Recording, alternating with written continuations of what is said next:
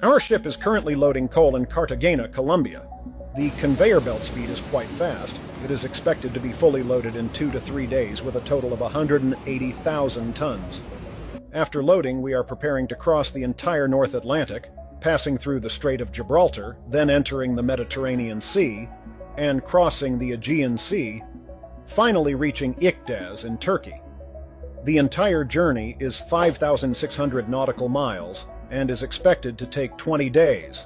You might think that the captain's salary is very high, but in this industry the captain's salary is not the highest. Nowadays it is roughly around $10,000. There are positions in this industry with even higher salaries than the captain's.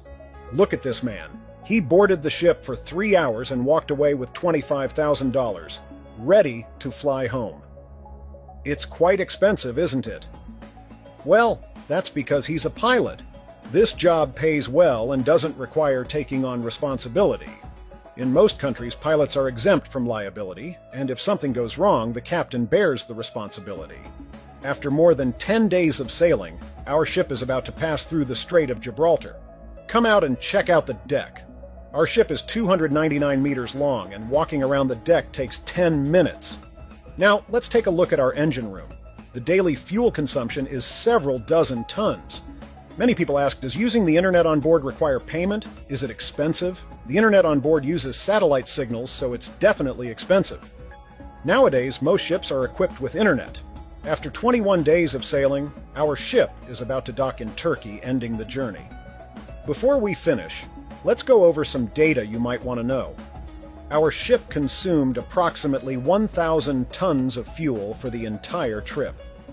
Based on current salary rates, the labor cost for the 21 days of the voyage is around $65,000. The cost of 3 tugboats was $2,500. Currently, the daily charter rate for such large bulk carriers is about $95,000. So, here's a question for you. What do you think the gross profit of this voyage is? Why are there huge waves at sea when there's no wind? Because under certain probabilities, wave crests meet and form converging waves, creating focused giant waves. This is the main cause of shipwrecks. The energy of the waves converges towards the center, exceeding the breaking limit, and thus causing massive impacts on the ship's hull, resulting in damage. A ship at sea may encounter such large waves 2 to 3 times in its lifetime, and survival depends entirely on good design. So, what happens when a model ship is placed in these waders? At this moment, the sea is calm and peaceful. However, the converging waves have already locked onto it. As the wave energy converges, the small ship repeatedly falls into the troughs and is thrown out of the water. By now, the small ship has capsized and is repeatedly rubbed by the huge waves. Extreme converging waves occur in an instant, and ships have very little time to avoid them. Currently, human understanding of extreme waves is insufficient, and a lot of exploration work is still needed.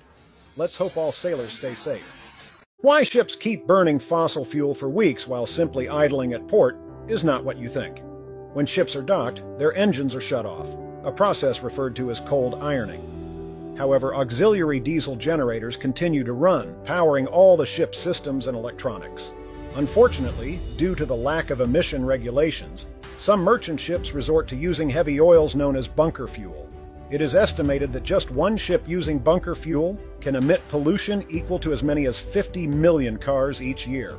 To tackle this issue, some ports offer shore power. Upon docking, the ship is connected to electricity from the shore, not only providing cleaner energy but also allowing for the shutdown of machinery for maintenance. Yet due to a lack of standardization at ports, including varying voltages and differences in connector shapes and sizes, many merchant ships still rely on burning fossil fuel while docked.